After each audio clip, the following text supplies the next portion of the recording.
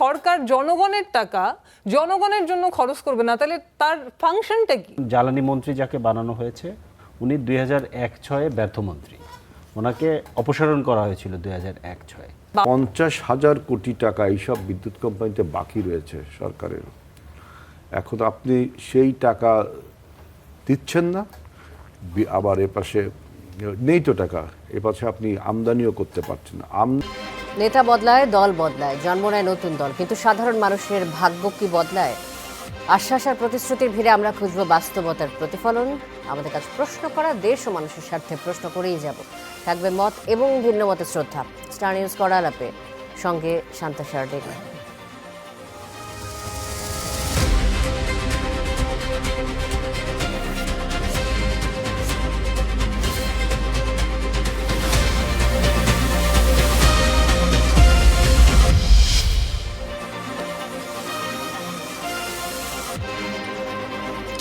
দর্শক, আজ কড়া আলাপে আমাদের সাথে স্টুডিওতে উপস্থিত রয়েছেন তিনজন সম্মানিত অতিথি। শুরুতেই তাদের সাথে পরিচয় করে দিতে চাই। আমার ঠিক বাদিকে রয়েছেন আজিজুল বারী হেলাল, সংসদ সদস্য বিএনপি, তথ্য বিষয়ক সম্পাদক বিএনপি।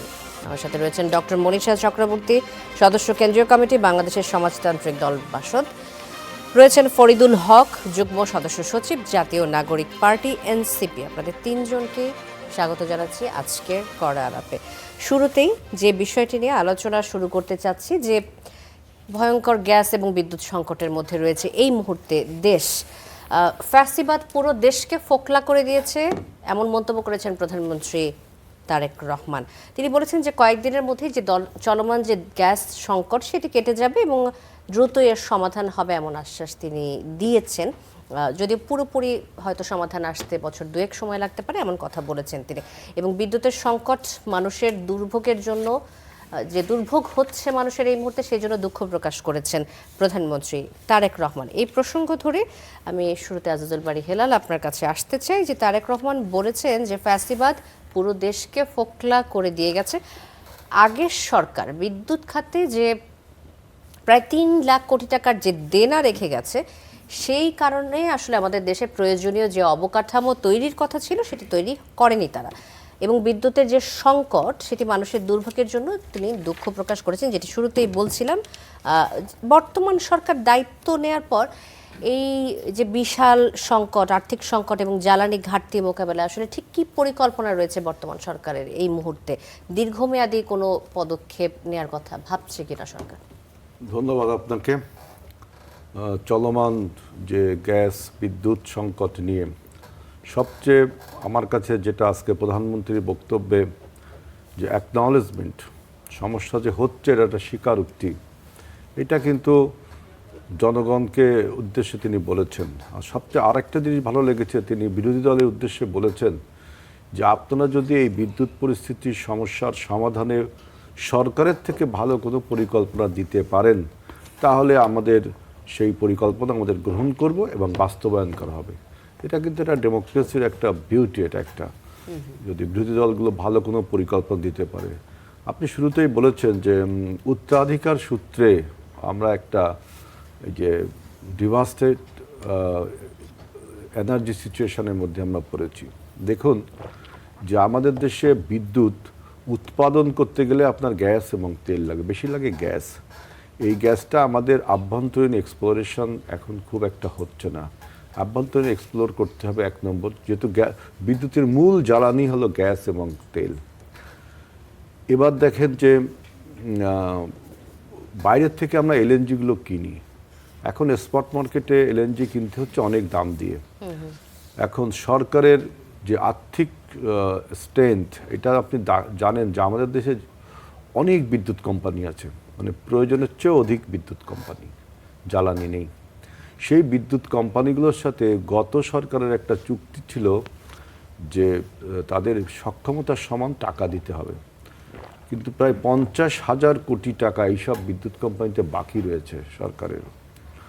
এখন আপনি সেই টাকা দিচ্ছেন না, আবার এপাশে নেই তো টাকা, এপাশে আপনি আমদানিও করতে পারছেন না। আমদানি যেটা করেছেন আপনি দেখেছেন যে 2টো শিপ আপনার এসছে বে অফ বেঙ্গলসে। আমাদের এই এলএনজি তরলীকৃত গ্যাস, এইটাকে আবার গরম করে গ্যাসে পরিণত করে জাতীয় গ্রিডে দিতে গেলে আপনার মহেশখালীতে দুটো আমাদের টার্মিনাল আছে। এই টার্মিনালের একটা আপনার পুড়ে গেছে, তার কাজ শুরু হয়ে আংশিক 1/4 কাজ শুরু হয়েছিল, আবার দেখলাম বন্ধ হয়ে গেছে, কারণ ওইটা এখনো রিপেয়ার হয়ে পুনঃ কার্যক্রমে আসেনি। আরেকটি যেটা সামিট পাওয়ারের যে আপনার ওই যে টার্মিনালটা, ওইটায় আমি দেখলাম যে ওই যে আরেকটা জাহাজ, ওটা বে অফ বেঙ্গল থেকে আউটরিচ অনেক দূরে আছে, সেটা নাকি এই যে বর্তমান যে আবহাওয়ার প্রচণ্ড বাতাস উত্তাল তরঙ্গের জন্য ভিড়তে পারছে না। আচ্ছা, এইটা যখনই আপনার খালাস করা হবে তখন কিন্তু এই সমস্যার অনেক সমাধান হবে। এবং আপনি জানেন যে আন্তর্জাতিক যে বাণিজ্য পথ, এই তেল এবং গ্যাস আনার যে বাণিজ্য পথ, আমাদের বাহরাইন এবং কাতার এইসব দেশ থেকে আমাদের এলএনজিগুলো আসছে, সেটা হরমুজ প্রণালী হয়ে এখন আর আসতে পারছে না। ইরান হরমুজ প্রণালী দখল করে নেওয়া মানে নিয়ন্ত্রণে নেওয়ার পরে সেখানে কোন জাহাজে কখন কি গুলি করছে কোনো জাহাজ আসতেই চাচ্ছে না। এরকম একটা কঠিন বাস্তবতা বিরাজ করছে। একই সাথে আমাদের এই বিদ্যুৎ কোম্পানিগুলো আপনার যে 14 কি 15,000 মেগাওয়াট আমাদের পিক আওয়ার অফ পিকারের প্রয়োজনে অ্যাভারেজ, আচ্ছা, কিন্তু আমাদের দেশে বিদ্যুৎ কোম্পানি আছে প্রায় 30,000 মেগাওয়াট উৎপাদন করার। কিন্তু দুঃখের বিষয় হলো যে জ্বালানি সংকটে বিদ্যুৎ কেন্দ্র চালু হতে পারছে না।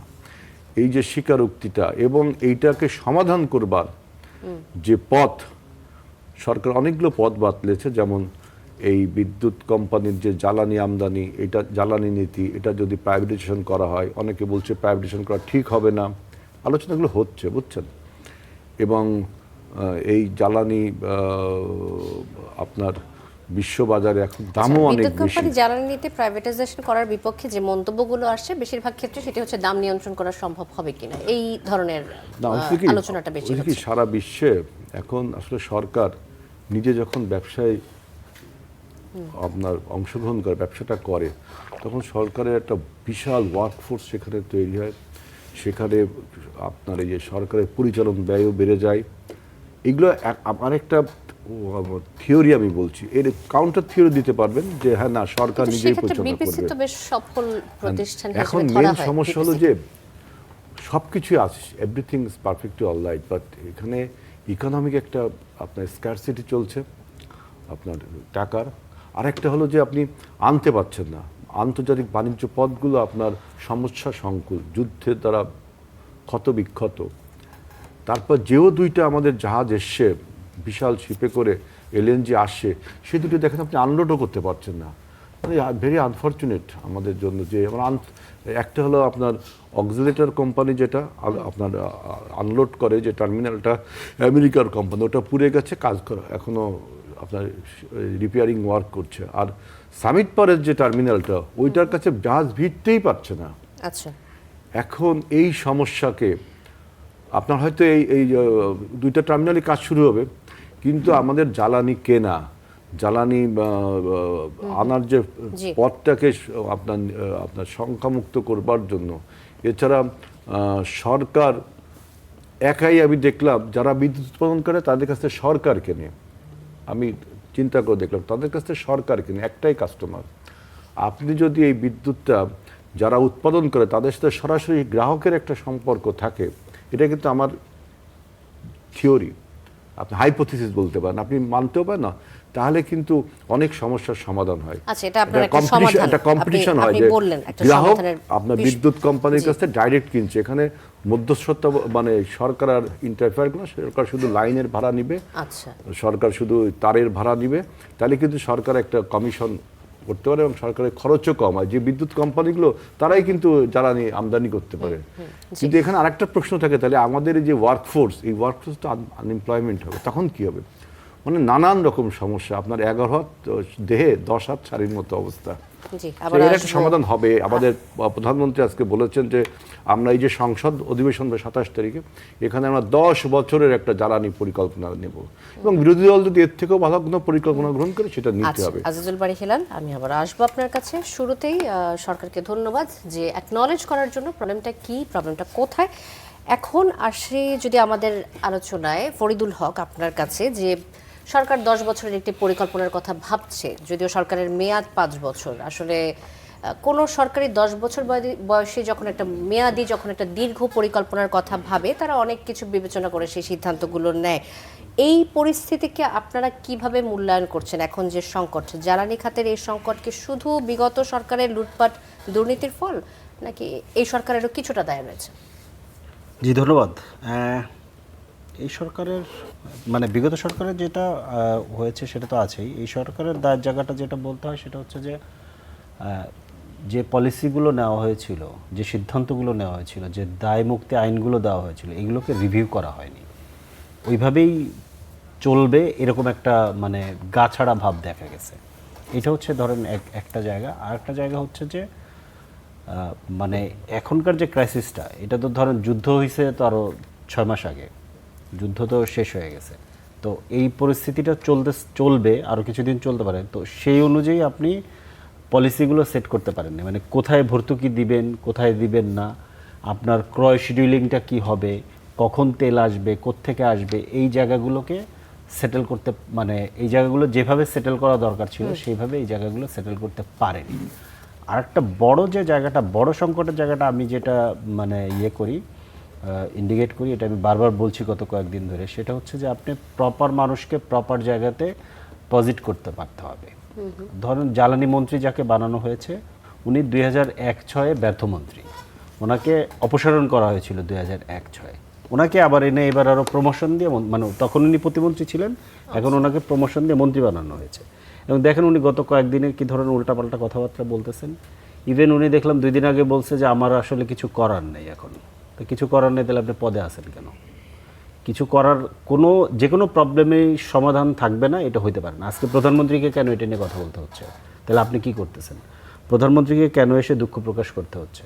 প্রধানমন্ত্রীকে কেন এসে ধরেন আজকে অন্য একটা প্রোগ্রামে গিয়ে ওনাকে রাজনৈতিক বক্তব্য দিতে হচ্ছে এক ধরনের, মানে এটা তো আসলে পরিস্থিতির চাপে পড়ে উনি দিচ্ছেন, এটা বোঝা যাচ্ছে। হ্যাঁ, যে পরিস্থিতির চাপে পড়ে উনি বলতেছেন এক ধরনের পলিটিক্যাল বক্তব্য। এটা তো আসলে প্রধানমন্ত্রীর রাজনৈতিক জনসভায় এই বক্তব্য দেওয়া দরকার নেই যে কারো কাছে যদি বেটার ফর্মুলা থাকে আপনারা আসেন। ওনারা তো জানেন যে কাদের কাছে বেটার ফর্মুলা আছে। এবং এই ধরনের সিচুয়েশনে এটা একটা ন্যাশনাল ক্রাইসিস, যে একটা যে কোনো একটা যে বেটার ফর্মুলা দেওয়ার দরকার নেই। আপনারাই তো বিভিন্ন সময়ে জোটের সাথে থেকে এবং আপনারা দরকার নেই, আমি এটা বলিনি, এইমাত্র যে কথাটা বললেন যে এই পলিটিক্যাল বক্তব্য দেওয়ার কথাটা আপনি বললেন যে দেওয়ার প্রয়োজন নেই। তিনি যেহেতু আহ্বান জানিয়েছেন সমাধানের জন্য, কি সমাধান রয়েছে আপনাদের হাতে? যে সরকারকে এই মুহূর্তে সাহায্য করতে হলে আপনারা কি সমাধান? এটা আমরা অলরেডি 2-3 দিন আগে আমরা এটা বলেছি, আমরা একটা ইয়েতে বলেছি। কিন্তু ঘটনা হচ্ছে যে আমি কোনটা বলতে চেয়েছি যে ধরেন এটা মাঠে এসে পলিটিক্যাল বক্তব্য দিয়ে এটা বলা দরকার নেই। আপনি সবাইকে কল করেন, ডাকেন, কথা বলেন। ন্যাশনাল ক্রাইসিস তো একটা ডেমোক্রেটিক পরিস্থিতির মধ্যে একটা ডেমোক্রেটিক গভর্নমেন্ট তো একা একা সমাধান করতে পারবে না। যে কোনো ন্যাশনাল ক্রাইসিস একা একা সমাধান করতে পারে না। সবার সাথে কথা বলেন, খুব সিম্পল। এর জন্য মাঠে বক্তৃতা দিয়ে দেওয়া। এখন সমস্যাটা যেটা হয়েছে যে মন্ত্রীদের ব্যর্থতার কারণে প্রধানমন্ত্রীকে এই ইস্যুটাকে অ্যাড্রেস করতে হয়েছে, আমি ওইটা বলতেছি। মন্ত্রী লাগাতারভাবে যেভাবে কথা বলে গেছেন এবং শেষে উনি বললেন যে আমার কিছু করার নেই। তো করার নেই, তাহলে আপনি পদ ছেড়ে দেন, পদত্যাগ করেন, যে পারবে সে করবে। খুব সিম্পল ব্যাপার। এটা তো ধরেন ডেমোক্রেটিক সিস্টেমের মধ্যে খুব মানে রেশনাল কথা, যে আপনি পারতেছেন না তাহলে আপনি ছেড়ে দেন। অথবা আপনি ওপেনলি বলেন যে কি কি প্রবলেম হচ্ছে, সেটা আপনি ওপেনলি বলেন। যেমন একটা বড় ইস্যু যেটা দাঁড়াইছে সেটা হচ্ছে যে এই যে মহেশখালী টার্মিনালে যে দুর্ঘটনাটা ঘটেছে, এটা কি দুর্ঘটনা না স্যাবোটাস নাকি ভেতরে অন্য কিছু আছে, এটা কিন্তু আমরা জানি না। এটা নিয়ে আমরা কোনো প্রপার ইনফরমেশন এখনো পাইনি। এখানে কোনো একটা ষড়যন্ত্র থাকতে পারে, খুব স্বাভাবিক। আর একটা বড় জিনিস যেটা, এই যে পুরো বিদ্যুৎ সেক্টরটা, ইভেন এলপিজি সেক্টরটা, এইটা তো হচ্ছে যে যাদের হাতে দেওয়া, কারণ এগুলোকে ধরেন ম্যাসিভলি 2010-এর পর থেকে বেসরকারিকরণ করা হয়েছে। এবং দেওয়া হয়েছে কাদেরকে, এটা খুব গুরুত্বপূর্ণ। এটার মালিক কারা? যেহেতু এটা বেসরকারি, তাহলে এটার মালিক আছে, এটার মালিক কারা? সবাই তো একেবারে ডিরেক্টলি ফ্যাসিস্টদের সাথে কানেক্টেড এবং তাদের সুবিধাভোগী। ডিরেক্টলি ফ্যাসিস্টদের সাথে কানেক্টেড এবং তাদের সুবিধাভোগী এই লোকগুলোকে আপনি ওইভাবে এম্পাওয়ার্ড রেখে আপনি এই প্রবলেমকে কীভাবে সলভ করবেন, এরা তো আপনাকে ডিস্টার্ব করতে থাকবে। এই জায়গাটায় আপনাকে একটা হার্ড ডিসিশন নিতে পারতে হবে যে এটাকে আপনি কিভাবে সলভ করবেন। এইদেরকে যদি আপনি রাখেন, এ তো আপনাকে বারবার ডিস্টার্ব করতে থাকবে। অথচ কেন সমস্যার জায়গাটা, আমাদের প্রবলেমের জায়গাটা, অথচ আমরা দেখছি উল্টা ঘটনা ঘটছে। উল্টা ঘটনা হচ্ছে যে ধরেন বিদ্যুৎ অলরেডি ম্যাসিভলি দেওয়া হয়েছে, এলএনজি প্রায় 98% হচ্ছে আপনার ইয়ের হাতে, কি বলে প্রাইভেট সেক্টরের হাতে। এখন এসে জ্বালানি ও বসুন্ধরার মতো কোম্পানিকে দেওয়ার জন্য মন্ত্রণালয়ের বিরাট তৎপরতা দেখা গেছে, বিরাট তৎপরতা। ধরেন 1-2 মাসের মধ্যেই সব করে ফেলবে, ইভেন বিপিসি চেয়ারম্যানকে পর্যন্ত সরিয়ে দেওয়া হয়েছে। এবং এইটার পক্ষে যুক্তি তৈরি করা হচ্ছে সংকটকে দেখিয়ে, এবং তখন স্বাভাবিকভাবে সন্দেহ তৈরি হয় যে এই সংকটটা কি তাহলে ম্যানমেড সংকট, যে এই বসুন্ধরার হাতে জ্বালানি সেক্টর তুলে দেওয়ার একটা ম্যানমেড সংকট এখানে তৈরি করা হচ্ছে না, সন্দেহ করা খুব স্বাভাবিক। এবং যেই মন্ত্রী এটা করতেছে, এই মন্ত্রীকে তো ধরেন বিশ্বাস করা খুব কঠিন, কারণ আগেরবার সে ডিজাস্টার করছে, সে তার সময় কনসার্টে গুলি করে মানুষ মারা হয়েছিল বিদ্যুতের দাবিতে আন্দোলনের সময়। তার সময় এক এমপি নাম হয়েছিল দৌড় সালাউদ্দিন, এখনকার সালাউদ্দিন সাহেব না, ওই যে যাত্রাবাড়ির সালাউদ্দিন। তো তার সময় এই ক্রাইসিসগুলো সে সমাধান করতে পারেনি, এবং তাকে সরিয়ে দেওয়ার পরের যে মন্ত্রী এসেছিলেন উনি এসে বললেন যে এমন অবস্থা করে গেছে, এগুলো সব পেপার কাটিং আছে, এমন অবস্থা করে গেছে যে এইটাকে আর ঠিক করা সম্ভব না। এই লোক হইতেছে গিয়া ওই যে ব্যয়তন্ত্রের হইতেছে এই ব্র্যান্ড অ্যাম্বাসেডর, শেখ হাসিনার ব্যয়, শেখ সেলিমের সাথে ছেলে অথবা মেয়ে বিয়ে দিচ্ছে। এদেরকে তো বিশ্বাস করা কঠিন, যতই বিএনপি করুক এদেরকে বিশ্বাস করা কঠিন। তাই এইখানে আপনার ধরেন স্বাভাবিকভাবে, এবং সে তার ইন্টেনশনটা হচ্ছে এখন বসুন্ধরার কাছে জ্বালানি দিবে, তাহলে স্বাভাবিকভাবে যে সংকটগুলো আমি দেখব সেই সংকটগুলোর ব্যাপারে আমাকে সন্দেহ করতে হবে। আপনার মনে হচ্ছে যে এই ক্রাইসিসগুলোর প্রত্যেকটি আসলে ম্যানমেড সম্ভাবনা ক্রাইসিস আছে, হতে খুবই পারে, সন্দেহ হতে পারে। করতেছি, খুবই সন্দেহ যদি করতেছি। সংকটকে তো আমরা এড়িয়ে যেতে পারছি না, কোনো সমাধান রয়েছে কিনা আপনাদের হাতে এই মুহূর্তে? হ্যাঁ, সমাধান আমরা অনেকগুলো, যেমন অনেকগুলো ভুল পলিসি নেওয়া হয়েছে, যে ভর্তুকি ভুল জায়গাতে দেওয়া হয়েছে, যে কারণে যেমন ধরেন আপনার তেলের সমস্যা আছে, তাইলে আপনার কয়লা এবং ফার্নেস অয়েলের যে কেন্দ্রগুলো আছে, এবং আপনার ধরেন যেগুলো মানে দেশের বাইরে যে কেন্দ্রগুলো, আদানি সহ এরকম কয়েকটা কেন্দ্র, ওই জায়গাগুলোকে আপনি পেমেন্ট ক্লিয়ার রাখবেন, যাতে ওইখানকার ইয়েগুলো কি বলে যে ইয়েটা আপনি দ্রুত পান, ওই সাপ্লাইটা যাতে ঠিক থাকে। কিন্তু দেখা গেছে ক্যাপাসিটি চার্জ এবং দিতে গিয়ে এই জায়গাগুলোতে পেমেন্ট দিতে পারে নাই, এইরকম একটা মানে ভর্তুকির সমন্বয়ের ক্ষেত্রে এরকম একটা ঝামেলা করেছে।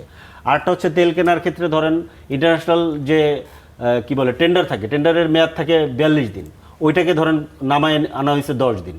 10 দিন নামানো, তার মানে এখানে দাম বাড়ানোর একটা ধরেন অপচেষ্টা দেখা গেছে, এটার মধ্যে একটা ধরেন মানে সন্দেহজনক পরিস্থিতি তৈরি হয়েছে। এরকম অনেকগুলো ভুল পলিসি তারা নিয়েছে, এবং কীভাবে কোত্থেকে কোন ইয়েটা আসবে এটা তো আগে থেকেই সরকারের সমস্ত জিনিসগুলো জানার কথা। এই সংকটটা তো ধরেন হুট করে ঘটেনি, তেলের সংকটটা শুরু হয়েছে ফেব্রুয়ারি মাসে, তাহলে ফেব্রুয়ারি মাসে তেলের সংকট শুরু হয়ে গেছে। এটা তো আপনি জানেন যে আপনার কোন সময় কি পরিমাণ বিদ্যুৎ লাগবে, এটা তো বছরব্যাপী একটা রেকর্ড থাকে ইয়ের কাছে, কোন সময় কি পরিমাণ, তাহলে সেই অনুযায়ী আপনার কি পরিমাণ জ্বালানি লাগবে, কি পরিমাণ গ্যাস লাগবে, এগুলো তো আপনার আগে থেকেই একটা প্ল্যান থাকার কথা। এখন হঠাৎ করে এসে ক্রাইসিস এখন বলতেছেন আমার কিছু করার নেই, এটা তো হবে না। আপনার কাছে ডক্টর মনীষা চক্রবর্তী, আপনার কাছে আসছে যে এই পরিস্থিতিকে কিভাবে মূল্যায়ন করবেন। বেশ কয়েকটি সমস্যার কথা বললেন ফরিদুল হক, ম্যানমেড ক্রাইসিস হয়েছে কিনা গ্যাস তেল জ্বালানি সংকটের ক্ষেত্রে, এটা আপনার ধারণা শুনতে চাই, আপনারও কি তাই মনে হচ্ছে কিনা? ধন্যবাদ আপনাকে। প্রথম কথা হচ্ছে যে ক্রাইসিস যেরকম হচ্ছে গণমানুষের জন্য একটা ক্রাইসিস সিচুয়েশন নিয়ে আসে, আবার অনেক মানুষের জন্য অপরচুনিটিও নিয়ে আসে। করোনাকালে যখন আমরা দেখেছিলাম যে আমাদের দেশে এক ধরনের মানবিক সংকট চলছে, তখন কিন্তু তার মধ্যে 2000 কোটিপতিও তৈরি হয়েছিল। আমরা এখনও দেখছি যে যখন বিদ্যুতের এরকম একটা সংকটের চিত্র তৈরি করা হচ্ছে, তখন কিন্তু আলাপগুলি হওয়ার কথা ছিল যে সংকটটার সমাধানের রাস্তাটা কি, একটা হচ্ছে আশু সমাধানের রাস্তা কি, আর একটা হলো দীর্ঘমেয়াদী সমাধানের রাস্তা কি। কিন্তু আলাপ হচ্ছে কিন্তু ভিন্ন বিষয়। আমরা দেখছি যে মন্ত্রীও বলছেন যে বিদ্যুতের দাম তো আবার বাড়াতে হবে। অর্থাৎ মানুষ যখন একটা সংকটের মধ্যে হাঁসফাঁস করছে, তখন যদি এই ধরনের একটা জায়গায় বলা হয় যে হ্যাঁ একটু দাম বাড়ালে এটা সমাধান হয়ে যাবে, এইরকম একটা জায়গাও তৈরি করা হচ্ছে কিনা। আমরা জানি যে 27 সালের দিকে যদি ভর্তুকি আরও প্রত্যাহার করা হয়, তাহলে IMF এর আরেকটা লোন সেই ধরনের একটা পাওয়ার চিন্তাভাবনা সেটাও সরকারের মধ্যে আছে। ফলে ভর্তুকি প্রত্যাহার এবং জনগণের উপরে সেটার একটা ব্যয়ের ভার চাপানো, সেটার জন্য এই ধরনের ক্রাইসিসগুলি কিন্তু একটা অপরচুনিটিও তৈরি করে। ফলে সেই বিষয়টাও আমাদের অবশ্যই মাথায় রাখা দরকার। একটা বিষয় দেখেন যে এখন সংকটের ক্ষেত্রে আমরা কি দেখছি, যে 21শে জুলাই এক্সিলারেট কোম্পানির টার্মিনালে আগুন লেগেছিল, এবং তারপর থেকে সেইখানে একটা গ্যাসের ক্রাইসিসের কথা বলে সারা দেশে একটা ক্রাইসিস হচ্ছে। এবং ক্রাইসিসটা কি মাত্রার ক্রাইসিস, 10 থেকে 12 ঘন্টা লোডশেডিং হচ্ছে। ঢাকায় হয়তো অতটা হচ্ছে না, কিন্তু ঢাকার বাইরে প্রত্যেকটা জায়গায় মানে যেরকম দুর্বিষহ জীবন মানুষ যাপন করছে, সেটা আসলে মানে অবর্ণনীয়, এই যন্ত্রণার কোনো শেষ নাই। তাহলে সেই রকম একটা জায়গায় বাংলাদেশের মানুষ চলে গেল। সেই ক্ষেত্রে আমরা এখন কি শুনছি যে সরকার, আমাদের প্রতিমন্ত্রী বললেন যে আরও 3টা টার্মিনাল তিনি নির্মাণের কথা ভাবছেন, অর্থাৎ 2029 সালের মধ্যে আরও 3টা টার্মিনাল করবেন। কোথায় করবেন? একটা করবেন হচ্ছে পায়রাতে, একটা করবেন হচ্ছে মংলাতে, আর একটা করবেন হচ্ছে হিরন পয়েন্টে। এই পায়রা বন্দর এখন পর্যন্ত চালুই হয় নাই। 10,000 কোটি টাকা খরচ করে একটা মেগা প্রজেক্ট করে গিয়েছে, যে বন্দরটা এখন অচল, সেখানে তিনি আরেকটা টার্মিনাল করবেন, যেখানে হচ্ছে অলরেডি নাব্যতা সংকটের কারণে কোনো জাহাজ ভিড়তে পারে না, সেই জায়গাতে তারা এরকম আরও পরিকল্পনা করছেন। অথচ দেখেন 3 বছর বসে তারা এই টার্মিনাল নির্মাণ করবেন, তারপর যদি আবার এলএনজির ক্রাইসিস হয় তখন তারা সেখানে বসে বসে ক্যাপাসিটি চার্জ দিবেন। অথচ ভোলায় 5 ট্রিলিয়ন ঘনফুট গ্যাস বসে আছে, আজ পর্যন্ত সেখানে একটা পাইপলাইন করে সেখানকার মানুষের, অবশ্যই দক্ষিণাঞ্চলের মানুষের কিছু দাবি আছে যে গ্যাস ভিত্তিক শিল্পাঞ্চল সেটা একটু তৈরি করা হোক, এই দাবিগুলি আছে, কিন্তু সেই কাজটা কিন্তু 3 বছরে করা যেত। মাত্র 1200 কোটি টাকা চেয়েছিল জিটিসিএল, কিন্তু তারা কিন্তু সেই কাজটা করলো না। এবং সরকার যে বলছে ফ্যাসিবাদ এসে ফোকলা করে দিয়ে গেছে, আচ্ছা ফ্যাসিবাদ আসার আগে তার মানে বাংলাদেশের খুব দাঁতটাত ছিল, তাহলে বিবিআনার গ্যাসটা তারা রপ্তানি করতে চেয়েছিলেন কেন? তখন তো তারা বলেছিলেন যে বাংলাদেশ গ্যাসের উপর ভাসছে। আমরা এরকমও শুনছিলাম যে গ্যাস হচ্ছে এমন একটা সম্পদ, এটা মাটির নিচে বেশি দিন রাখলে এটা নাকি পচে যায়। তো এরকম কথাবার্তাও কিন্তু তখন আমরা শুনেছি। এবং তখন বিবিআনার এই গ্যাস রপ্তানির বিরুদ্ধে বামপন্থীরা তেল গ্যাস বন্দর রক্ষা জাতীয় কমিটির নেতৃত্বে লং মার্চ করে কিন্তু এই গ্যাস রপ্তানির পরিকল্পনাটা বন্ধ করে দিয়েছিল। এবং সেইখানে মানে ফ্যাসিবাদের আগেও যে আমাদের প্রচুর দাঁত ছিল, মানে বিষয়টা এরকম না, মানে ফোকলা বা এই প্রসঙ্গগুলি আসার আগে একটু আমাদের অতীতটাও মনে রাখা দরকার আর কি, যে আমরা আসলে অতীতে কি করেছি এটা একটু বিষয়। আরেকটা বিষয় হচ্ছে আমরা 3 বছর বসে এলএনজি আমদানির জন্য আরো 3টা টার্মিনাল করব, অথচ আমরা সমুদ্র সীমায় গ্যাস অনুসন্ধান করছি না। এটা নিয়ে আমাদের কোনো প্ল্যানই নাই। 1,18,000 বর্গ কিলোমিটার সমুদ্র সীমা আমরা পেয়েছি, মায়ানমার সেখানে গ্যাস উত্তোলন করছে, ভারত গ্যাস উত্তোলন করছে, আর আমরা সেটা মাথায় আনছি না। তাহলে এইভাবে যদি আমরা সমাধানের কথা ভাবি, তাহলে আসলে আমরা কি সমাধান করতে চাই বা আমরা আদৌ কি সমাধান করতে চাই কিনা, সেটা একটা প্রশ্ন। এবং আরেকটা বিষয়, বাংলাদেশের সবচেয়ে বড় সম্ভাবনার জায়গা হচ্ছে আমরা বিষুবক্রান্তি রেখার খুবই কাছে। জার্মানি হচ্ছে যেখানে তির্যক সূর্যের আলো পড়ে, তাদের এনার্জির একটা বড় সোর্স, প্রধান সোর্স হচ্ছে সোলার। আর আমরা এখন পর্যন্ত মানে সোলারের 2 থেকে 3% হচ্ছে আমাদের হচ্ছে নবায়নযোগ্য জ্বালানি থেকে আমাদের এনার্জি আসে। অথচ এটা বারবার গবেষণা করে সরকারি প্রতিষ্ঠানগুলি বলেছে যে বাংলাদেশের জমির যদি 4% সোলার এনার্জির জন্য ব্যবহার করতে দেওয়া হয়, তাহলে বাংলাদেশের বিদ্যুৎ টোটাল চাহিদা এটা দিয়ে তৈরি করা সম্ভব। অথচ আমরা সেদিকে কি হাঁটছি? আমরা এখন শুনছি 10 বছর মেয়াদী পরিকল্পনার কথা। আচ্ছা বাজেটে সেটার ছাপ কোথায়? এই যুগান্তকারী চিন্তা যেটা সরকারের মাথায় এখন এসেছে, সেই চিন্তাটা কি মানে বাজেটে সেটার ছাপ থাকার কথা ছিল না? আমরা তো বরং উল্টা কাজগুলি করতে দেখছি সরকারকে। আমি কি করতে চাই এটা তো আমার অ্যাকশন দিয়ে প্রমাণ হবে, আমার মুখের কথা দিয়ে তো প্রমাণ হবে না। এই সরকার এসে মার্কিন চুক্তিটা বহাল রাখলো। মার্কিন চুক্তিতে কি বলা আছে? 14 বছরে তারা $14 বিলিয়ন এলএনজি আমদানি করবে। কার কাছ থেকে? মার্কিন যুক্তরাষ্ট্রের কাছ থেকে। মার্কিন যুক্তরাষ্ট্রকে খুশি করার জন্য। অথচ এর চেয়ে কম দামে কিন্তু আমরা এলএনজি আমদানি করতে পারতাম। আমরা আরও কি করলাম? আমরা ইরানের বিরুদ্ধে সৌদি আরবের যে প্রতিরক্ষা জোট, সেখানে অংশীদার হয়ে গেলাম।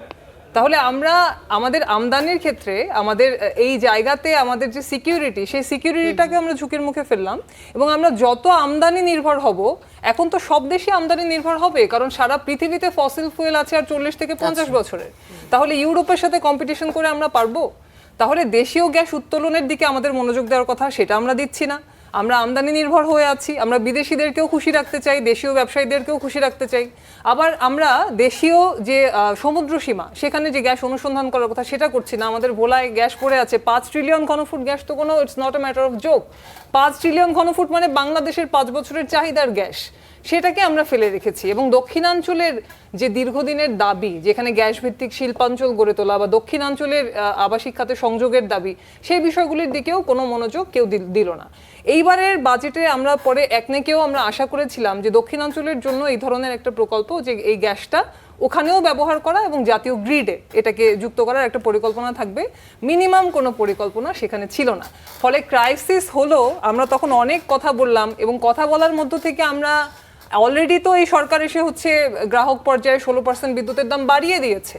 তো সেটাকে আরও বিদ্যুতের দাম বাড়ানোর একটা প্রেক্ষাপট কি আমরা তৈরি করতে চাই? মানুষকে একটা জ্বালানির যে জ্বালাতন, সেটার মধ্যে ফেলে দিয়ে আমরা কি তাকে আরও বড় কোনো ষড়যন্ত্রের দিকে নিয়ে যেতে চাই? আমরা কি তাকে বেসরকারি কোম্পানির হাতে জিম্মি করার জায়গায় নিয়ে যেতে চাই? আমরা শুনছি যে এখন বিদ্যুতের বিতরণ দেওয়া হবে বেসরকারি কোম্পানির হাতে। তাহলে বেসরকারিরাই যদি সবকিছু করবে, তাহলে সরকারের আসলে কাজটা কি?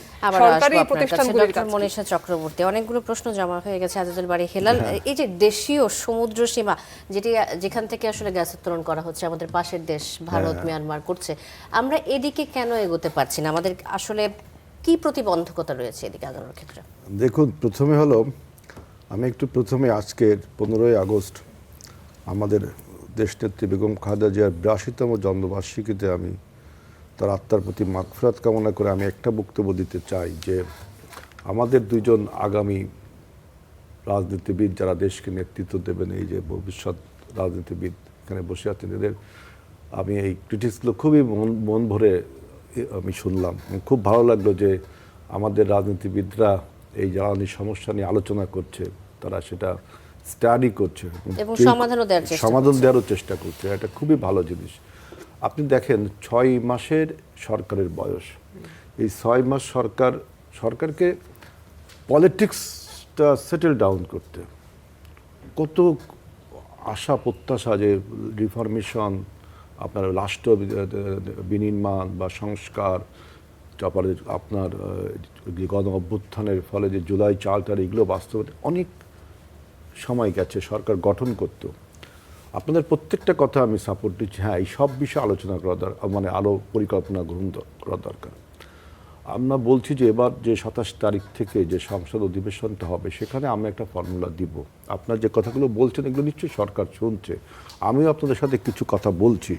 এখন সমুদ্র সীমার কথা যেটা বলছেন, খুবই একটা লেজিট পয়েন্ট। দেখেন গত সরকার যে আপনার সমুদ্র বিজয়, কত অনুষ্ঠান হয়ে গেল আমাদের দেশে। আমাদের এই যে বোন বলল যে আগেও তো ছিল খুব একটা সরকারের। আমাদের দেশের এই জ্বালানি ব্যবস্থা কখনোই আমরা স্বয়ংসম্পূর্ণ ছিলাম না। আমাদের সবচেয়ে বড় সমস্যা আমি দেখলাম যে আমাদের ইন্টারনাল যে রিসোর্স আছে জ্বালানির, এইটা এক্সপ্লোর করার জন্য বাপেক্সকে আপনার অ্যাক্টিভেট করতেই হবে। ওই যে আমদানি নির্ভর জ্বালানি, এইটা আমি তাদের সাথে একমত, কখনোই দেশকে স্বয়ংসম্পূর্ণ দেবে না। আমার তো রিসোর্সটাকে এক্সপ্লোর করতে হবে, এবং সে এক্সপ্লোর করতে গেলে বাপেক্সই একমাত্র সংস্থা আমাদের দেশে, সরকারি সংস্থা, তারা ওইটা আপনার তুলতে পারে। এই জন্য আমাদের জ্বালানি নীতির যে খসড়া জ্বালানি নীতি, এর একটা পরিবর্তন দরকার। আপনি 6 মাসে একদম সব সমস্যা সমাধান করতে পারবেন না। এই যে সমুদ্র সীমাটা দেখেন, সমুদ্র সীমাটা দেখেন, আপনার এই সিদ্ধান্তগুলো না, এগুলো তো ওই সরকার সিদ্ধান্ত নিয়েছে। এখন এদের উপরে ব্যবস্থা নেবেন যে ফ্যাসিস্টদের সাথে কানেক্টেড যারা, এখন এদের বাদ দিয়ে আপনি আরেকটা লোককে বসাবেন, এটা অনেক টাইম। এদের মধ্যে থেকে যারা ফ্যাসিস্ট না, তাদেরকে আপনার এই জিনিসটা দেখতে হবে। যেমন বসুন্ধরাকে গ্যাস দেওয়া হচ্ছে, আমার প্রশ্ন হচ্ছে আজিজুল বারী হেলাল, যে সিদ্ধান্তগুলো এখন যে সরকার নিচ্ছে সেগুলো তো আমদানি নির্ভর, গ্যাস উত্তোলনের জন্য কি সিদ্ধান্ত নেওয়া হচ্ছে? আমাদের যে 10 বছরের পরিকল্পনা করলাম যে জ্বালানি নীতিটা হবে, সেখানে অবশ্যই এই জিনিসটা থাকবে। রিনিউয়েবল এনার্জির কথা একটা বলছে, সোলার, এটা খুবই ইম্পর্ট্যান্ট। আপনি দেখেন আমাদের দেশের এই যে রিনিউয়েবল এনার্জি, ওই যে মাঠের কথা বললো, আমি তো মনে করি যে অ্যারাবেল ল্যান্ড, এগ্রিকালচার ল্যান্ড ব্যবহারের দরকার নেই। আপনি যার বাড়ির ছাদে বা পার্কিং লটে বা বিভিন্ন যাত্রী ছাউনিতে বিভিন্নভাবে আপনি কিন্তু এই যে সোলার প্যানেল বসায়, আপনার বাসায় 5 মেগাওয়াট বিদ্যুৎ উৎপাদন দরকার। আপনি যদি এটা সোলার প্যানেল বসান, আপনার ছাদের এরিয়া অনুযায়ী আপনি দেশে 10 মেগাওয়াট বিদ্যুৎ উৎপাদন করতে পারছেন। আর 5 মেগাওয়াট বিদ্যুৎ আপনি জাতীয় গ্রিডে দিয়ে আপনার বিদ্যুতের বিল তো দেওয়া দূরের কথা, ইনকাম করতে পারছেন। এইখানে সরকারের যে আমদানি, যে আপনাদের সোলার প্যানেল আমদানিতে আপনার ট্যাক্স রিবেট দিতে হবে, সহজীকরণ করতে হবে, যাতে কোনো গভর্নমেন্ট ইন্টারভেনশন কম হয়ে সেখানে প্রাইভেট উদ্যোগে একদম আমি একটা বাসা তৈরি করব, আমি আমার সোলার প্যানেল তৈরি করে নিলাম, আমি দেখা যাচ্ছে আমার 2-3 ওয়াট বেশি বিদ্যুৎ উৎপাদন হচ্ছে, আমার প্রয়োজন হচ্ছে, আমি সেটা জাতীয় গ্রিডে দিয়ে দিলাম।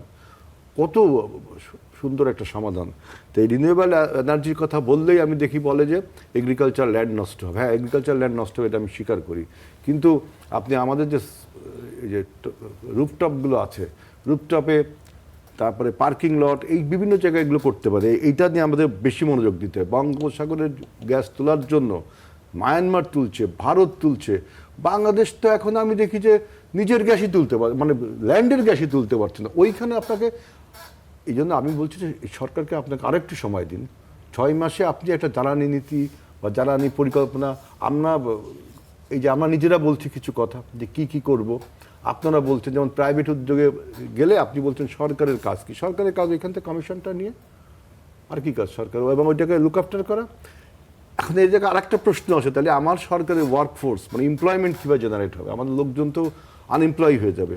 কিন্তু বিশ্বের বিভিন্ন দেশের ধারণা হলো যে প্রাইভেটাইজেশনে দিলে সরকারের পরিচালন ব্যয় কমে, এবং প্রাইভেটাইজেশনে দিলে সরকারের একটা সেখানে আপনার কম্পিটিশন দেয়, কাস্টমার তো যে বিক্রি করছে একটা কম্পিটিশন, যে বিদ্যুৎ বিতরণ যদি আপনি প্রাইভেটটা দেন, তাহলে বিদ্যুৎ উৎপাদনটাও প্রাইভেটের করতে হবে। আপনি বিদ্যুৎ বিতরণ দেবেন কেন? উৎপাদনও তার করতে হবে। এরকম আলোচনা করলে এই সমস্যার সমাধান হবে। আর একটা হলো যে বসুন্ধরাকে দিচ্ছে, বসুন্ধরাকে কিন্তু বসুন্ধরা আবেদন করছে, বিভিন্ন রকম কথা বলছে, দ্যাট ডাজ নট মিন যে আপনি দিয়ে দিচ্ছেন। এখন বসুন্ধরা চাইতেই পারবে না, এইটা একটা বক্তব্য, ওরা চাইতেই পারবে না। এখন ওরা চাচ্ছে আমি কি দিচ্ছি, তাদের কিন্তু বিচার হচ্ছে, তাদের তো মামলা রয়েছে।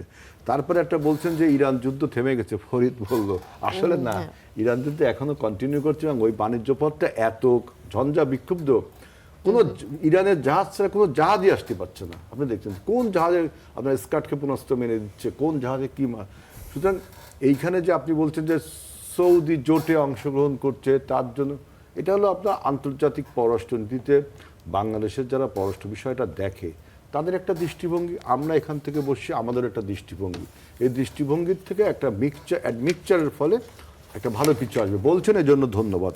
সেজন্য আমি বলছি যে ফ্যাসিস্টের সাথে যারা কানেক্টেড এদেরকে আপনি যদি এখনই বাদ বা নতুন করে টেন্ডার আহ্বান করেন, আমাদের যে বিদ্যুৎ কোম্পানিগুলো আছে আমি তো বললাম যে যত বিদ্যুৎ দরকার তার থেকে বেশি কোম্পানি, কিন্তু এখন আপনি গ্যাস এবং তেলের অভাবে চালাতে পারছেন না। কয়লারও একই অবস্থা, তবে আমরা বলছি যে যেহেতু এই টার্মিনালগুলো রিপেয়ার করছে, যেমন টার্মিনাল কেন ধ্বংস হলো এর জন্য তদন্ত করা হচ্ছে, তার মানে না যে বিদ্যুৎ চলে আসবে তাতে না। আমরা আসলে কতদিন এই ধরনের সংকটের মধ্যে থাকবো, মানে যদি একটা ধারণা দেওয়া হয় যে কতদিনের মধ্যে আমাদের এই সংকট? আমার তো মনে হয় যে গ্যাস যখন আমাদের তো ইন্টারনাল গ্যাস এক্সপ্লোর তো আপনি আগামী 1 মাসেও করতে পারবেন না, পারবেন? ইন্টারনাল গ্যাস এক্সপ্লোর বা এক্সপ্লোরেশ আপনার তুলতেও পারবেন না, পারবেন? এটা কি সরকারের পরিকল্পনার অংশ? অবশ্যই, গ্যাস, হ্যাঁ অবশ্যই সরকারের পরিকল্পনার অংশ। এখন সেই উত্তরণটা কি বিদেশি কোম্পানি করবে না আমাদের দেশীয় কোম্পানি করবে? আমাদের দেশীয় সক্ষমতা কতটুকু, এগুলো দেখেন 2-3 মাসের ব্যাপার না। এখন মেইন সমস্যা আমদানির পলিসি যে জ্বালানিটা ওইটা যেন আনলোড করতে পারি, তাইলেই সমস্যা হয়ে যাচ্ছে। সমাধান আমরা অন্তত একটা সুপারফিশিয়াল সমাধান হলো, মানুষ হাত ছেড়ে বাঁচলো। আমদানিটা আপনার বঙ্গোপসাগরে উত্থাল তরঙ্গ আর হলো আপনার ওই টার্মিনালটা যদি আপনার আনলোড করতে পারে আপনার গ্যাসটাকে, এগুলো সব একটা আপনার ভালো ইলেকট্রনিক একটা গ্যাস টার্মিনাল, ওখানে আপনার তরল গ্যাস হয়ে আসে, পানি হয়ে আসে গ্যাসটা, এখানে এসে আবার গরম করলে ওই পানিটা আবার বাষ্প আকারে গ্যাস হয়, তখন জাতীয় গ্রিডে যায়। অথবা এই দুটো টার্মিনাল ছাড়া ওই যে এখন সরকার বলছে আপনার যেন ওইখানে পায়রা বন্দরে একটা টার্মিনাল করা হবে, আরেক টার্মিনাল, হ্যাঁ নিশ্চয়ই ওই টার্মিনালগুলো ওই বিদ্যুৎ কেন্দ্রগুলো যদি না চালানো যায় সরকার নিশ্চয়ই অযথা একটা শ্বেতষ্টি করবে না। সরকার একটা কথা বলছে যে ওইখানে টার্মিনাল করলে তাহলে দুটোর উপর নির্ভরশীলতা কমলো, সরকার কি অপশন দিচ্ছে। এখন আপনারা বলছেন আই ডু অ্যাগ্রি, আমি আপনাদের সাপোর্ট দিই, এই আমাদের বক্তব্যগুলো নিশ্চয়ই সরকার শুনছে। সরকারের যারা জ্বালানি নীতি করে, সরকারের যারা জ্বালানি মন্ত্রণালয় থেকে ওই যে বলছে মন্ত্রী মহোদয়ের বক্তব্য, হ্যাঁ মন্ত্রী মহোদয় একটা বক্তব্য দিয়েছেন, আপনি তাকে বিভিন্ন ক্যারেক্টারে ভূষিত করছেন, হ্যাঁ এটা আপনার স্বাধীনতা, তাই না? নিশ্চয়ই মন্ত্রী মহোদয় শুনছেন, আমাদের পার্টি শুনছেন, তাই না? এইটাই তো গণতন্ত্রের বিউটি। আমি এখানে আবারও আসবো আপনার কাছে আজিজুল বারী হেলাল। আমি আসছি ফরিদুল হকের কাছে। ডক্টর মনীষা চক্রবর্তী, আপনি কিছুক্ষণ আগে বলছিলেন যে দেশীয় গ্যাস উত্তোলনের জন্য আমাদের যে সক্ষমতা বা এ ধরনের প্ল্যানিং পরিকল্পনা আমাদের আসা প্রয়োজন, যেটির সাথে একমত হয়েছেন আজিজুল বারী হেলাল। এই প্রসঙ্গে আমি বলতে চাই, তিনি যোগ করেছেন যে দেশীয় গ্যাস উত্তোলনের জন্য এখন সরকার দেশীয় কোম্পানিকে সেই দায়িত্ব দেবে না বিদেশি কোম্পানিকে সেই দায়িত্ব দেবে। আপনি যদি আপনার সাজেশন বলেন যে আসলে কি ধরনের ব্যবস্থা গ্রহণ করা যেতে পারে এই ধরনের পদক্ষেপের ক্ষেত্রে? এখন প্রথম কথা হচ্ছে যে আমাদের বাপেক্স আর মালয়েশিয়ার পেট্রোনাস এটা কিন্তু একই সময়ে প্রতিষ্ঠিত, এটা 1976 সালের দিকে প্রতিষ্ঠিত। মালয়েশিয়ার পেট্রোনাস আজকে সারা পৃথিবীতে তেল গ্যাস উত্তোলন করছে, আর আমাদের বাপেক্সের প্রসঙ্গ যখনই আসে তখনই আমরা সব সরকারের আমলে এই কথাটাই শুনি যে আমাদের তো সক্ষমতা নাই। সক্ষমতা কি একটা মানে এটা কি আসলে সক্ষমতাটা কি অলৌকিক কিছু? এটা কি আকাশ থেকে পড়ে, বা এটা কি জন্মসূত্রে কোনো দেশ সেটা মানে জেনেটিকভাবে তাদের তৈরি হয়? সক্ষমতাটা আমি তৈরি করব কিনা এটা একটা দেশের পলিসির বিষয়, এটা একটা দেশের সিদ্ধান্তের বিষয়। বাপেক্স আমরা দেখছি যে আমি যেহেতু দক্ষিণের মানুষ আমি ভোলার উদাহরণটা একটু বেশি দেই। বাপেক্স ওখানে যতগুলি আজ পর্যন্ত গ্যাসের আবিষ্কার হয়েছে কূপের, প্রত্যেকটা আবিষ্কার করেছে বাপেক্স, কিন্তু গত সরকার কি করলো, এক একটা কূপ বাপেক্স আবিষ্কার করে, তারপরে তাদেরকে বলে যে তোমাদেরকে গ্যাসপ্রমকে এটা কন্ট্যাক্ট দিতে হবে। গ্যাসপ্রম আসে এবং ওখানে অনেকগুলি কূপে গ্যাসপ্রম এসে গ্যাস তুলতে গিয়ে দুর্ঘটনা ঘটিয়ে তারা হচ্ছে পরে আবার বাপেক্সকে সাব কন্ট্রাক্ট দিয়ে সেখান থেকে চলে গেছে। আচ্ছা, একটু আগে যাই, নাইকো, অক্সিডেন্টাল, এই দেশ থেকে ট্যাংরাটিলা, মাগুরছড়ায় গ্যাস পুড়িয়ে গ্যাস নষ্ট করে তারা এখান থেকে পাত্তারি গুটিয়ে চলে গেছে বাপেক্সের হাতে ট্রান্সফার করে। এবং কানাডার আদালতে নাইকোর বিচার হয়েছে এই ঘটনার জন্য, যে তারা বাংলাদেশে এসে এখানে গ্যাস নষ্ট করেছে। বাংলাদেশ কিন্তু তাদের বিরুদ্ধে কোনোদিন একটু গলাটা উঁচু করেও কোনো কথা বলে নাই। এবং বিদেশি কোম্পানির কাছে আমরা এমনভাবে মানে সবসময় একটা মনে হয় যে তারা এসে আমাদেরকে উদ্ধার করবেন। আমরা যে কোনোদিন আমাদের যে পায়ে বা মেরুদণ্ড এটাকে সোজা করে আমরা দাঁড়াতে পারি এই কথার কিন্তু, এবং আমাদের ইঞ্জিনিয়াররা কি বলছে, বাপেক্স আসলে সক্ষম, কিন্তু সেই সক্ষমতা প্রকাশ করার জন্য তাদের কাছে কখনো কাজ দেয়াই হয় না, তাদেরকে পঙ্গু করে রাখার জন্য একটা ধারাবাহিক প্রচেষ্টা হয়। এবং এটার কারণটাও দেখেন যে এখন যে এলএনজি আমদানি হয়, এখন বাজারে এলএনজি আমদানি করতে গেলে ইউনিটের দাম পড়ে $40, দেশীয় গ্যাস কিন্তু $1 করে যদি আমরা উত্তোলন করতে পারি। তাহলে এই বেনিফিট, এই যে গ্যাপটা, এখানে নিশ্চয়ই বেনিফিশিয়ারি অনেক গ্রুপ আছে যারা এটার জন্য দেন দরবার করে, তদবির করে, এবং বিভিন্ন সময় তো আমরা দেখি আসলে যে নানান রকম এখানে বিদেশি কোম্পানির পক্ষে যুক্তি করার মানুষের অভাব হয় না, সেটা সরকারের মধ্যে অভাব হয় না, সরকারের বাইরেও অভাব হয় না। আরেকটা বিষয় ধরেন, সরকারের একটা আমাদের মাননীয় জনপ্রতিনিধি একটা আলাপ করছিলেন যে সরকারের পরিচালনা ব্যয়, সরকারি প্রতিষ্ঠান চালাতে খুব ব্যয় হয়ে যায়, তাহলে এটা হচ্ছে সারা পৃথিবীতেই এরকম নানান উদাহরণ তিনি দেখাচ্ছিলেন। আচ্ছা, এখন সরকারের ব্যয় আসলে কোথায় হবে?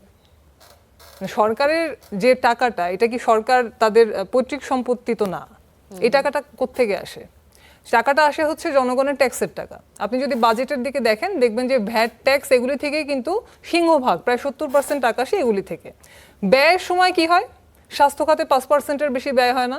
শিক্ষা খাতে যখন বলা হয় যে 25%, ইউনেস্কো সুপারিশ করেছে যে মিনিমাম 25% শিক্ষা খাতে বরাদ্দ দিতে হবে, সেটা দেওয়া হচ্ছে না। তাহলে শিক্ষা খাতে আপনি ব্যয় করবেন না, স্বাস্থ্য খাতে ব্যয় করবেন না। 44টা রাষ্ট্রায়ত্ত শিল্প এই সরকার এসে বেসরকারি খাতে ছেড়ে দিয়েছে। চিনি কল, আগের সরকার তো পাটকলের কফিনের শেষ পেরেক মেরেই গিয়েছে, তারা এসে 44টা রাষ্ট্রায়ত্ত শিল্প বেসরকারি খাতে ছেড়ে দিয়েছেন। তাহলে সরকার দেশের কর্মসংস্থান তৈরি করবে না, সরকার স্বাস্থ্য খাতে ব্যয় করবে না, সরকার শিক্ষা খাতে ব্যয় করবে না, সরকার তেল গ্যাস উত্তোলনে টাকা খরচ করবে না, তাহলে সরকার জনগণের টাকা জনগণের জন্য খরচ করবে না, তাহলে তার ফাংশনটা কি? সরকার যদি সরকারি প্রতিষ্ঠান দিয়ে জনসেবার জন্য এই কাজটা না করতে পারে, জনগণের টাকা যদি জনগণের জন্য ব্যয় করতে না পারে, তাহলে সরকারের কার্যকারিতা কি? আগের সরকারকে আমরা ফ্যাসিবাদ বলি, এবং এটা তো তাদের 17 বছরের ফ্যাসিস্ট শাসন আমরা দেখেছি, কিন্তু তাদের নীতিগুলি থেকে কি আমরা কোনো পরিবর্তনের কিছু দেখতে পাচ্ছি? আমার তো মনে হয় না। এবং এখানে দেখেন, এই যে চট্টগ্রামের অনেকগুলি কথা তো আসলে বলা দরকার, মানে এখানে ধরেন যে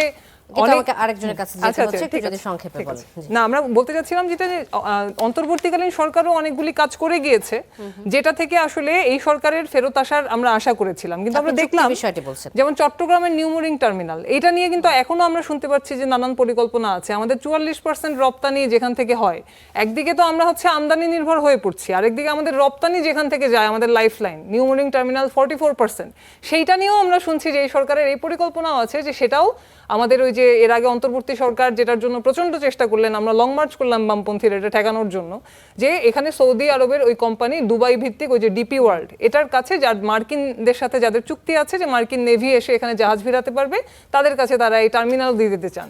একদিকে দেশকে আমদানি নির্ভর করে ফেলছেন এলএনজি দিয়ে, আরেকদিকে রপ্তানিটাও এখানে বিদেশিদের হাতে দিয়ে যেতে চাচ্ছেন। আমার মনে হয় যে স্বনির্ভর জ্বালানি নীতি, স্বনির্ভর অর্থনীতি, সেইটার দিকে না হাঁটলে, শুধুমাত্র ফ্যাসিস্ট বলে গালি দিয়ে আগের সব কাজের সমালোচনা করলে, তাহলে আমরাও পুরানো সরকারের পথে হাঁটছি কিনা সেই কথাটা কিন্তু ভেবে দেখা। ডক্টর মনীষা চক্রবর্তী, আবার আসবো আপনার কাছে। ফরিদুল হক, এই যে স্বনির্ভর জ্বালানি নীতির কথা বলছেন ডক্টর মনীষা, তিনি বলছিলেন যে গ্যাস আমদানির দিকে আমাদের বেশি ঝোঁক কিনা, এতে কারা লাভবান হন, সরকার এবং সরকারের বাইরে, এবং গ্যাস আমদানি না করে আমরা যদি দেশীয় গ্যাস উত্তোলনের চেষ্টা করি, সেদিকে কেন অনীহা, এই বিষয়টি যদি পরিষ্কার করা। না, মানে এখানে যেটা হয়েছে যে আমাদের মানে মূলত জিনিসটাকে 3টা পার্টে দেখতে হবে। আমাদের একটা কারেন্ট ক্রাইসিস আছে, এটাকে দ্রুত আমরা কীভাবে সমাধান করতে পারি সেটা আমাদেরকে ঠিক করতে হবে। এই ক্রাইসিসের ক্ষেত্রে যেটা হচ্ছে, দেখেন আমি তো এই বিষয়ে এক্সপার্ট না, আমি কোন জায়গা থেকে জিনিসটাকে দেখবো, আমি দেখবো জিনিসটাকে পলিটিক্যাল জায়গা থেকে। পলিটিক্যাল জায়গায় আমার যেটা মানে আমি কি চাই, আমি চাইবো হচ্ছে প্রবলেম আছে, যেমন ধরেন আজকে প্রাইম মিনিস্টার বলেছেন যে প্রবলেম মানে সমস্যা হচ্ছে, আমরা দুঃখ প্রকাশ করছি, খুবই সাধুবাদ জানানোর মতো কথা। আপনি যখনই একটা প্রবলেমকে একনলেজ করেন, সাথে সাথে কিন্তু প্রবলেমের 50% সমাধান হয়ে যায়, কারণ মানুষ বুঝেছে না। কিন্তু যখন আপনি লুকোছাপা করেন, যেটা আগেরবার তেলের সংকটের সময় এটা হয়েছিল, বলেছে না তেলের কোনো সংকট নেই, কিন্তু আমরা দেখছি লম্বা লাইন। এরপর হঠাৎ করেই ধরুন বললো না আমরা দাম বাড়াবো না, দাম বাড়াবো না, দাম বাড়াবো, পরে হঠাৎ করে দাম বাড়ানো হলো। এটা করে কী হলো, শকটা অনেক বড় হয়ে গেল। এইটা পলিসি না, পলিসিটা হচ্ছে আপনাকে ট্রান্সপারেন্ট থাকতে হবে, এটা হচ্ছে একটা ব্যাপার।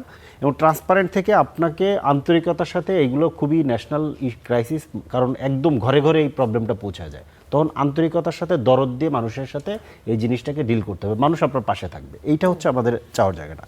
আরটা হচ্ছে মধ্যমেয়াদী এবং দীর্ঘমেয়াদী অনেকগুলো জিনিস আপনাকে করতে হবে। মধ্যমেয়াদীর ক্ষেত্রে আমি যেটা বলেছি যে ধরেন গত সরকার 15 বছরে এই পুরো জ্বালানি সেক্টরের মধ্যে যেই রকম ধরেন পলিসিগুলো করে গেছে, এখানে দুইটা প্রধান জিনিস আছে তাদের। একটা জায়গাটা হচ্ছে যে সে তাদের নিজস্ব লোকদেরকে দিয়েছে, এবং এই যে দায়মুক্তি আইনগুলো করে এখান থেকে একটা বিরাট বড় লুটপাটের একটা সিন্ডিকেট এখানে তৈরি করেছিল। এই লুটপাটের সিন্ডিকেটটাকে বন্ধ করে এটাকে একটা নিউ পলিসিতে নিতে হবে। এবং একটা জিনিস মাথায় রাখতে হবে পলিসিতে নেওয়ার ক্ষেত্রে, একটা জিনিস মাথায় রাখতে হবে, সরকারের খরচ বেশি হচ্ছে না খরচ কম হচ্ছে, এটা হচ্ছে আমাদের জন্য সেকেন্ডারি ইস্যু। আমাদের জন্য প্রাইমারি ইস্যু হচ্ছে যে আমার দেশের জ্বালানি যেহেতু একটা বড় অংশই হচ্ছে আমি আমদানি নির্ভর, আমার তেল নাই, আমাকে যেহেতু ধরেন এলএনজি আনতে হয়, যেহেতু আমরা এখনও পুরোপুরি হইতে পারি নাই, আমি যদি অভ্যন্তরীণ সোর্স থেকে এটা আনতেও যাই, আমার তো এটা টাইম লাগবে, পলিসি করে এটা করতে টাইম লাগবে। তাহলে আমাকে এমনভাবে জিনিসটাকে সেট আপ করতে হবে, যদি আমি প্রাইভেট সেক্টরে কিছু রাখতেও হয় আমাকে, তাহলে আমাকে শক্ত রেগুলেশন করতে হবে এবং খুবই দক্ষ এবং দেশপ্রেমিক রেগুলেটরি বডি করতে হবে। এটা না করে যদি আমি প্রাইভেট সেক্টরে ছেড়ে দিয়ে রাখি, তাহলে যেটা হবে, যার যখন মন চাবে সরকারের ঘাড়ে ধরেন আঙ্গুল রেখে কানে মোচড় দিয়ে ধরেন আপনাকে বিপদে ফেলে দিবে। যেমন আপনি এই ইন্টারিম গভর্নমেন্টের সময় রিজওয়ান হাসানের একটা, আমি সেদিন একটা বক্তব্য শুনছিলাম, উনি বললো আদানি ওনাদেরকে এমন চাপ দিচ্ছিল একটা সময়, ওনারা রাতের বেলা বিল পরিশোধ করতে হয়েছে, নাহলে বিদ্যুৎ বন্ধ করে দিবে, এরকম একটা পরিস্থিতি তৈরি করেছিল। তাহলে এই ধরনের প্রতিষ্ঠানগুলোর কাছে আপনি কেন তুলে, এখনও তো আমাদের দেশীয় যে কি বলে যে বিদ্যুৎ কেন্দ্রগুলো, ওই অনেকের কাছে কিন্তু এখনো বাকি আছে, ওরা কি উৎপাদন বন্ধ করে দিছে?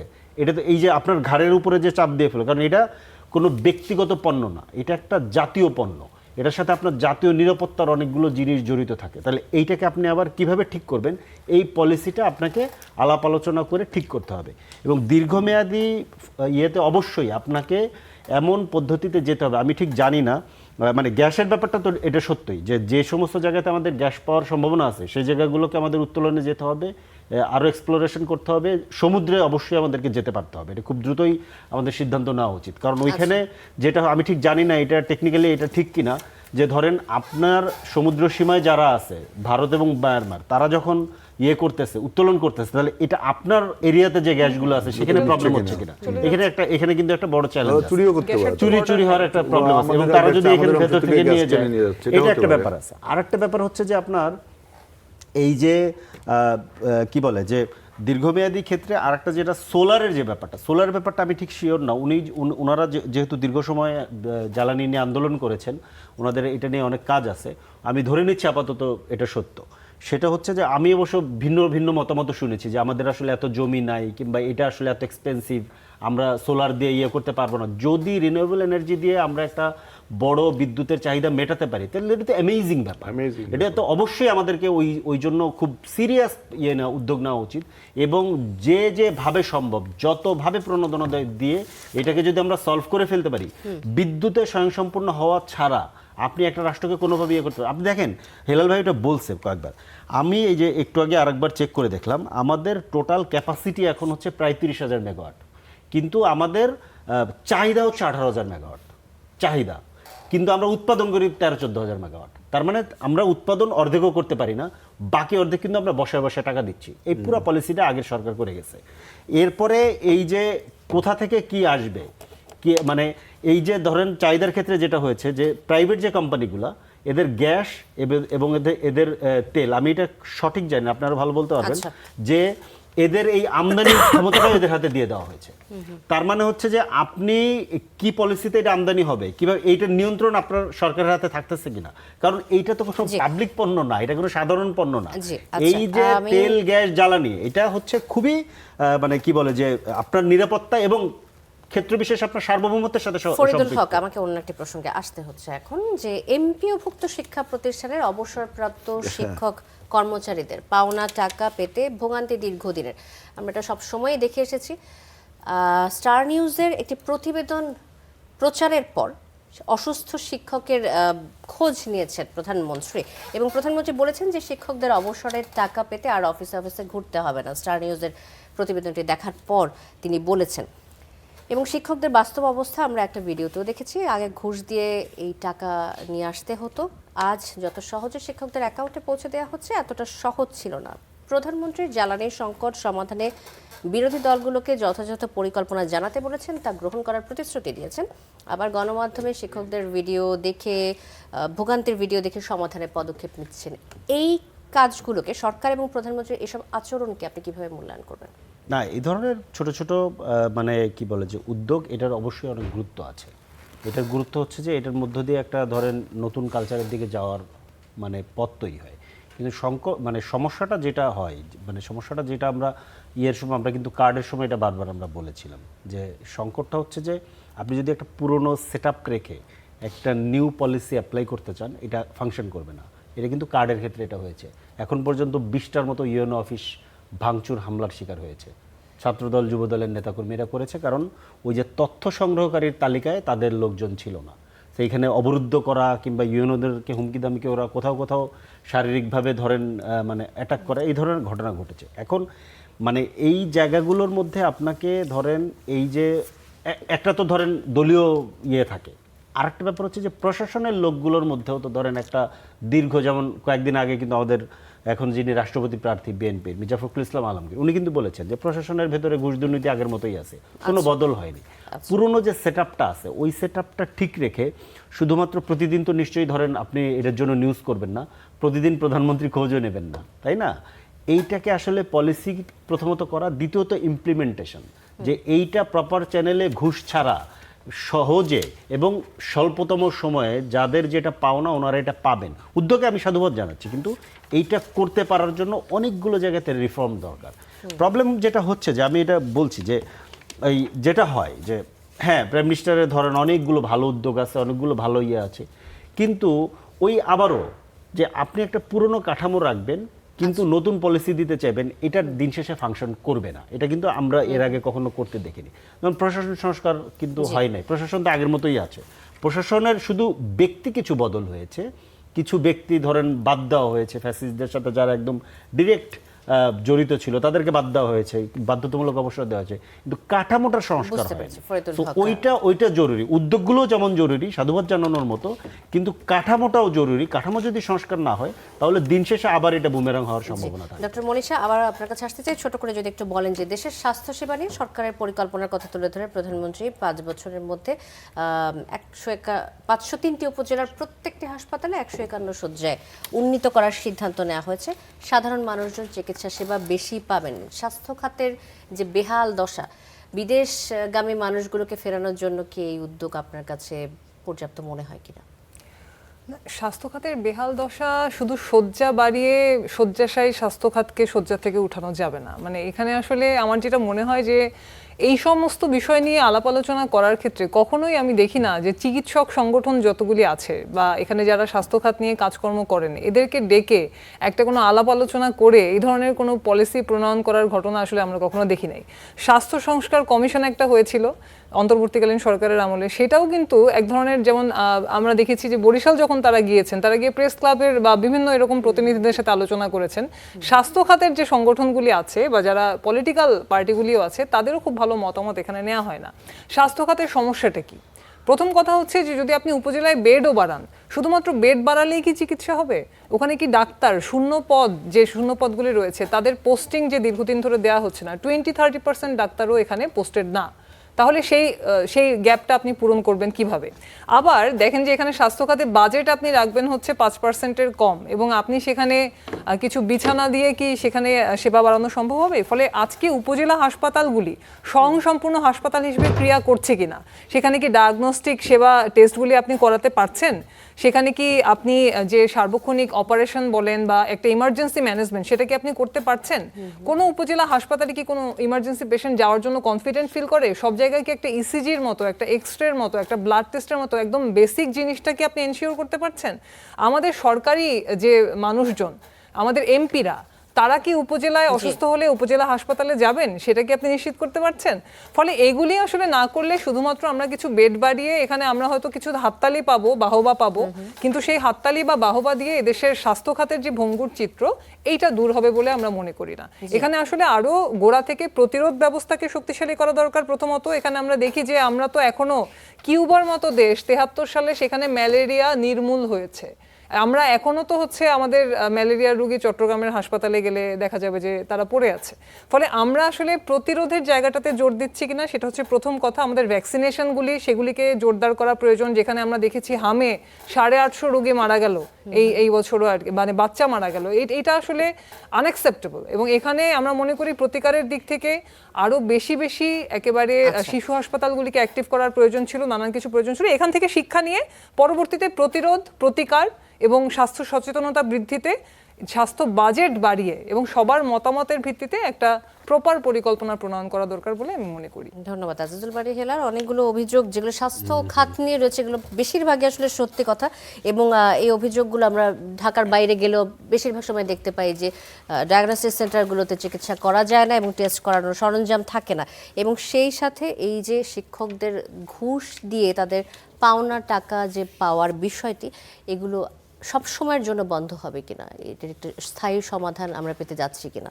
যখন দ্বিতীয় প্রশ্নটা দেখেন, বন্ধ হবে বিধায় তো আমরা আজকের থেকে এই কার্যক্রম শুরু করেছি যে শিক্ষকরা যেন তাদের, শিক্ষক না যে কোনো সরকারি কর্মচারী তাদের পেনশনটা পেতে গেলে লাল ফিতার দৌরত্ব, মানে আমাদের ব্যুরোক্রেসিতে যে মাছছনায় চলে, অর্থাৎ ওই যে মাছের রাজ্যের মতো, ছোট বড় মাছ ছোট মাছকে খেয়ে ফেলায়, মাইট ইজ রাইট, সেইখানে এই প্রশাসনের এই যে আপনার মাছছনায়, এইটা বন্ধ করার জন্য সরকার একটা উদ্যোগ নিয়ে এখন আপনার যা শিক্ষকদের যার যার অ্যাকাউন্টে টাকাটা চলে যাবে, অনেক সমস্যা কমবে।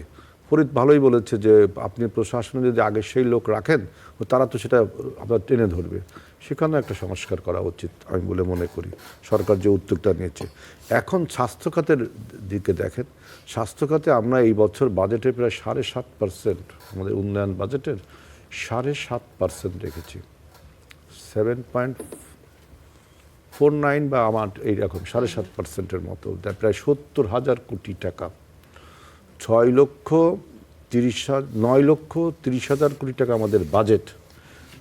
আগের বক্তৃতায় ডক্টর মনীষা চক্রবর্তী বলছিল, হ্যাঁ, 9,30,000 কোটি টাকা, তার মধ্যে 6,60,000 কোটি টাকা আপনার শুধু পরিচালন ব্যয়, মানে সরকার নিজেই চলে এই টাকাটা দিয়ে। এরপর 3,00,000+ কোটি টাকা হলো আপনার উন্নয়ন বাজেট। সেখানে আমরা শিক্ষায় 14.5%, স্বাস্থ্যে 7.5% টাকা দিয়েছেন। এই টাকা দিয়ে আমরা যে হসপিটালগুলো, আমাদের সব হসপিটালগুলো 30 থেকে 50 শয্যা, তার মানে আমাদের উপজেলা লেভেলের, গ্রাম লেভেলের অন্তত প্রথমে তারা হসপিটালে যায় একটু শেল্টারটা পায়। এবার যে বলছে ডাক্তাররা যাবে কি করে? দেখেন আপনি উপজেলায় সেই ডাক্তারকে থাকার মতো এরকম পরিস্থিতিও না। এই টোটাল একটা আপনার ইনফ্রাস্ট্রাকচার, টোটাল একটা পরিকল্পনা এটা গ্রহণ করা দরকার। আপনি 6 মাসে সরকারের কাছে বলবেন ঠিক, এবং আমরা সেই আপনাদের কথা শুনে আরও বিশেষজ্ঞের মতামত নিয়ে আমরা একটা কম্প্রিহেন্সিভ প্ল্যান দিয়ে এগিয়ে যাব এবং সংসদে এটা নিয়ে আলোচনা। ধন্যবাদ আজিজুল বারী হেলাল, ডক্টর মনীষা চক্রবর্তী এবং ফরিদুল হক কড়া আলাপে আসার জন্য। দর্শক, শেষ করছি কড়া আলাপ। অনেক ধন্যবাদ এতক্ষণ সাথে থাকার জন্য।